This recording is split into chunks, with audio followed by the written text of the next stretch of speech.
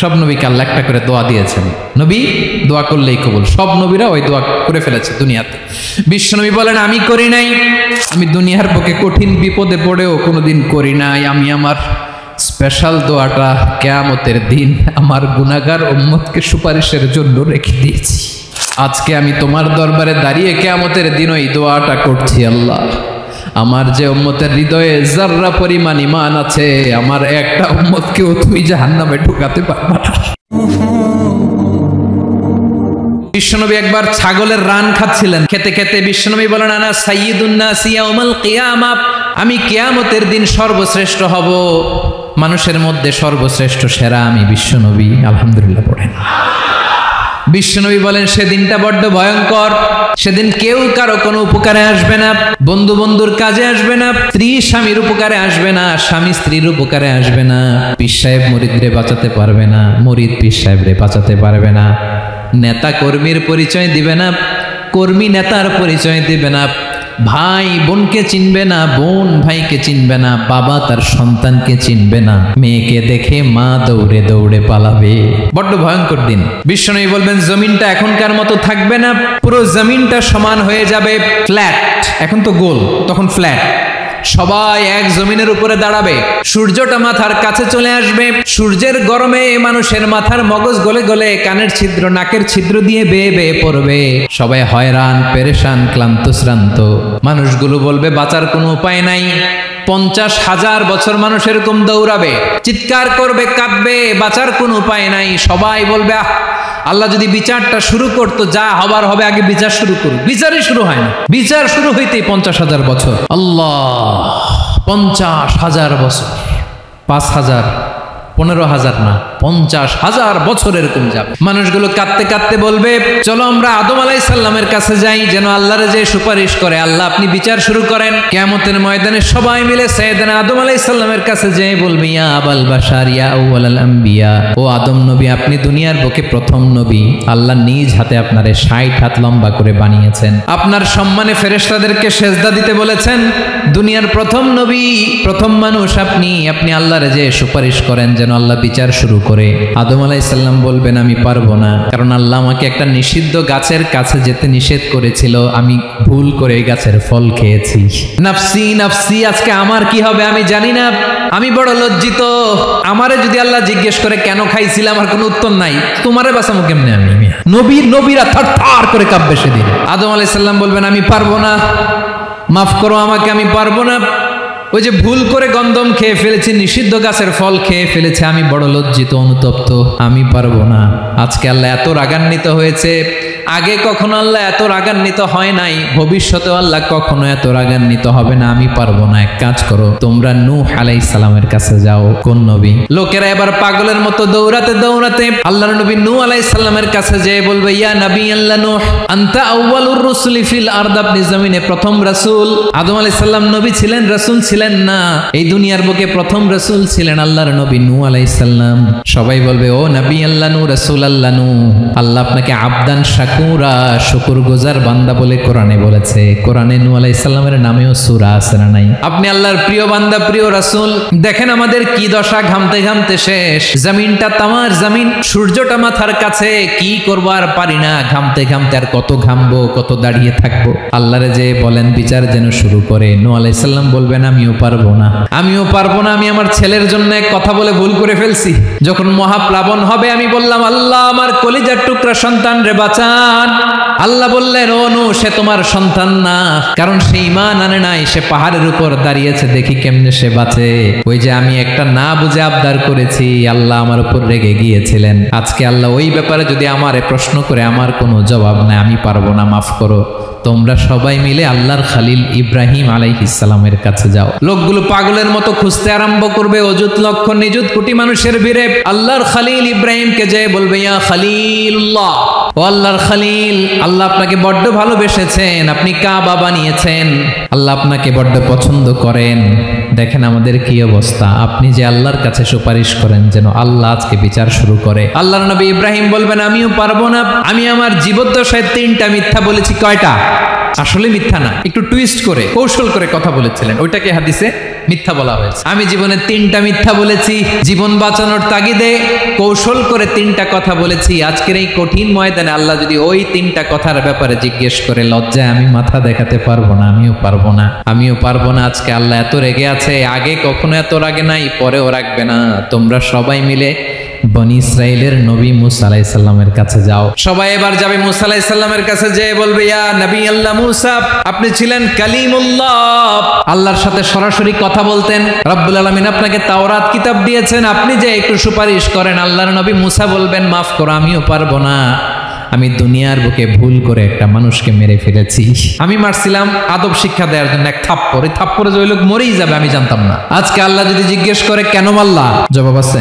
ওই লজ্জায় আমি অনুতপ্ত, আমি পারবো না, আমার এই কথা বলো না। আজকে আল্লাহ বড্ড রেগে আছে, আমি পারবো না। তোমরা আল্লাহর নবী ঈসা আলাইহিস সালামের কাছে যাও। কিয়ামতের ময়দানে মানুষগুলো পাগল পাড়া হয়ে আল্লাহর নবী ঈসা আলাইহিস সালামের কাছে যাবে, যে বলবে, নবী ঈসা আপনি রূহুল্লাহ, বাবা ছাড়া আল্লাহ আপনাকে বানিয়েছেন, ইনজিল কিতাব দিয়েছেন, মৃত মানুষকে আপনি জীবিত করতে পারতেন। আজকের এই কঠিন বিপদের দিনে আপনি আমাদের সাহায্য করেন। আল্লাহর কাছে যে বলেন যেন বিচার শুরু করে। ঈসা আলাইহিস সালাম বলবেন, আমিও পারবো না। ইন্নী উবিদতু মিন দুনিল্লাহ, আমার উম্মত খ্রিস্টানেরা আল্লাহরে বাদ দিয়ে আমি ঈসার ইবাদত করেছে। আমার মা ম্যারি আর আমাকে ডাকতো জেসাস ক্রাইস্ট, আমার ইবাদত করেছে। যদিও আমি আমার ইবাদত করতে বলি না, ঈসা আলাইহিস সালামও ইবাদত করতে বলেছেন একজনের, তিনি কে? আল্লাহর নবী ঈসা আলাইহিস সালাম বলবেন, আমিও পারবো না। আজকে আল্লাহ অনেক রেগে আছে, আমি পারবো না। তবে একটা পরামর্শ দিতে পারি, একটা সাজেশন দিতে পারি। আজকের দিনে এই কঠিন মুসিবতের কালে, এই কঠিন সময়ে কেউ আল্লাহর দরবারে দাঁড়িয়ে একটা টু শব্দ করার ক্ষমতা কারো নাই, একমাত্র আখিরি জামানার পয়গম্বর বিশ্বনবী মুহাম্মদুর রাসূলুল্লাহ ছাড়া। মানুষগুলো এবার আগুনের মধ্যে পানি দিলে যেমনি আগুন নিভে যায়, দাউ দাউ করা হৃদয়ে জ্বলন্ত আগুন তাদের ঠান্ডা হবে। কিয়ামতের ময়দানে ওই বিভীষিকাময় সময়ে মুসিবতের কালে মানুষগুলো পাগল হয়ে বিশ্বনবীকে খুঁজতে আরম্ভ করবে। সবাই মিলে বিশ্বনবীর কাছে যেয়ে বলবে, ইয়া রাহমাতাল লিল আলামিন, ইয়া খাতামান নবীন, রাহমাতাল লিল আলামিন। দেখেন আমাদের কি অবস্থা, কি কঠিন বিপদে আমরা আছি, দাঁড়াতে পারি না, সূর্যের আলোতে ঘেমে হয়রান। আজকে কেউ সুপারিশ করতে পারবে না। সব নবীরা অপারগতা স্বীকার করেছে, তারা বলেছে আপনি ছাড়া কেউ নাকি আল্লাহর সামনে দাঁড়াতে পারবেন না, আপনি একটু সুপারিশ করেন। বিশ্বনবী বলবেন, আসো আসো, আজকের দিনে আমি ছাড়া আল্লাহর সামনে কেউ দাঁড়াতে পারবে না। বিশ্বনবী মাকামে মাহমুদে যে আল্লাহু আকবার বলে সিজদায় লুটিয়ে পড়বেন, আল্লাহ রাব্বুল আলামিন বিশ্বনবীকে এমন কিছু চমৎকার শব্দ শিখাবেন, ওই শব্দগুলো দিয়ে আল্লাহর প্রশংসা করে বিশ্বনবী কাঁদতে আরম্ভ করবেন। বিশ্বনবী এমন ভাবে অজর দ্বারায় সিজদায় লুটিয়ে পড়ে কাঁদবেন, রব্বুল আলামিনের রহমতের দরিয়ায় জোশ লেগে যাবে। রব্বুল আলামিন এই দৃশ্য থেকে সহ্য করতে পারবেন না। রব্বুল আলামিন বলবেন, ইয়া মুহাম্মদ ইরফা রাসাক, ও নবী আপনি মাথা তোলেন, মাথা তোলেন, আপনার কান্না আমি সহ্য করতে পারি না। নবী আপনি মাথা তোলেন, সাল তুতা, আজকে আপনি যা চাবেন তাই দেব। নবী আপনি সিজদা থেকে মাথা তুলেন, সাল তুতা। বিশ্বনবী এবার মাথা তুলবেন। যে বিভীষিকাময় সময়ে প্রত্যেক নবী বলেছেন আমি পারবো না, প্রত্যেক নবী বলেছেন নফসি নফসি, আমার কি হবে আমি জানি না, আল্লাহ আমারে বাঁচাও। প্রতিটি নবী বলবেন নফসি নফসি, আল্লাহ তুমি আমারে বাঁচাও, আমারে বাঁচাও। বিশ্বনবী মাথা তুলবেন, তুলে বলবেন রব্বি হাবলি উম্মতি, আল্লাহ তুমি আমার গুনাহগার উম্মতকে বাঁচাও। এই দুনিয়ার বুকে রব্বুল আলামিন সব নবীকে একটা করে দাওয়া মুস্তাজাবা দিয়েছেন, মানে যে দোয়া করলে কবুল হয়ে যায় সাথে সাথেই। দাও বিহা, দুনিয়ার সব নবীরা ওই দোয়াটা দুনিয়ায় করে ফেলেছে। সব নবীকে আল্লাহ একটা করে দোয়া দিয়েছেন, নবী দোয়া করলেই কবুল। সব নবীরা ওই দোয়া করে ফেলেছে দুনিয়াতে। বিশ্বনবী বলেন আমি করি নাই।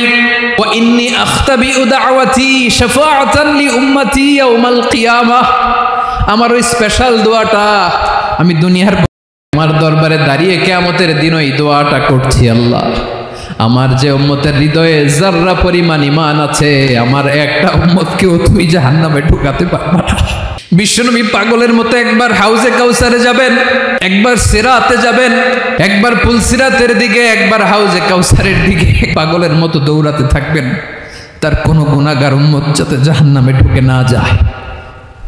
সেদিন কেউ সুপারিশ করতে পারবে না বিশ্বনবী ছাড়া। এজন্য 5 নম্বর আল্লাহ বললেন মান যাল্লাযী ইয়াশফাউ ইনদাহু ইল্লা বিইযনিহি। কার সাহস আছে, কার এত বড় বুকের পাটা কিয়ামতের কঠিন দিন আল্লাহর সামনে দাঁড়িয়ে সুপারিশ করবে? কারো ক্ষমতা নেই, কারো ক্ষমতা নাই। বিশ্বনবী সেদিন সিজদায় পড়ে উম্মতের জন্য কাঁদবেন, সবাই কাঁদবে, নফসি নফসি, আল্লাহ আমারে বাঁচাও, আল্লাহ আমারে বাঁচাও। বিশ্বনবী বলবেন উম্মতি উম্মতি। বিশ্বনবী আমার জন্য কাঁদবেন, আপনার জন্য কাঁদবেন, আমাদের জন্য সেদিন কেঁদে কেঁদে জাহান্নামের দরজায় দাঁড়িয়ে আমাদেরকে টেনে টেনে জান্নাতে ঢুকাবেন। এজন্যই বিশ্বনবীর ভালোবাসা যেন আমাদের হৃদয়ে ভরপুর থাকে। আমার ভাইয়েরা, প্রতি শুক্রবার বিশ্বনবীর উপরে বেশি বেশি যেন আমরা দুরূদ পড়ি। আমরা যখন বিশ্বনবীর সালাম দেই, দুরূদ পড়ি,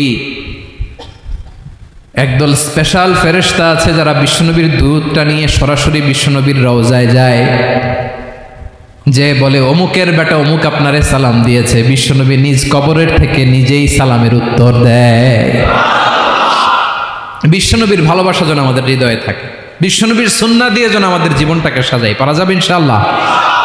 বিশ্বনবীর ভালোবাসা ছাড়া কেউ জান্নাতে ঢুকতে পারবে?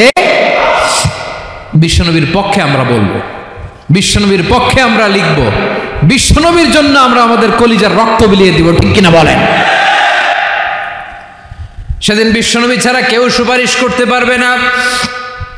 5 নম্বর আল্লাহ বললেন মান যাল্লাযী ইয়াশফাউ ইনদাহু ইল্লা বিইযনি। কে আছে সুপারিশ করবে আল্লাহর সামনে? আর আপনি আপনার বাবার দরবারে যে সেজদা দেন, হ্যাঁ, ইব্রাহিম আলাইহিস সালাম থারথার করে কাঁপবে আর বলবে নফসি নফসি, আল্লাহ আমারে বাঁচাও। মুসা আলাইহিস সালাম থারথার করে কাঁপবে, আল্লাহ নফসি নফসি, আমারে বাঁচাও। আর আপনি পীরের দরবারে যে সেজদা দেন, কোথায় আছেন আপনি? খবরদার, কেউ বাঁচাতে পারবে না। যাকে ইল্লা আল্লাহ যাকে অনুমতি দেন, বিশ্বনবীকে দিবেন, নবীদেরকে দিবেন, এরপরে আল্লাহ তার স্পেশাল ওয়ালিদেরকে, মুত্তাকিনদেরকে, শহীদদেরকে, সিলেক্টেড বান্দাদেরকে দিবেন। কিন্তু কাকে দিবেন, কার জন্য দিবেন, দুনিয়ার কেউ জানে না একজন ছাড়া, তিনি কে? আল্লাহর ওয়ালিদেরকে, নেককার লোকদেরকে আল্লাহ সুপারিশের অনুমতি দিবেন। কিন্তু আপনি যারে মানেন, যার পায়ে সেজদায় লুটিয়ে পড়ে থাকেন, তারে যে আল্লাহ দিবেন, এটার কোনো গ্যারান্টি আছে? কথা বলেন। এজন্য জপতে হবে একজনের নাম, আওয়াজ করে বলুন তিনি কে? Be a part of our vision. Do listen and share the khair.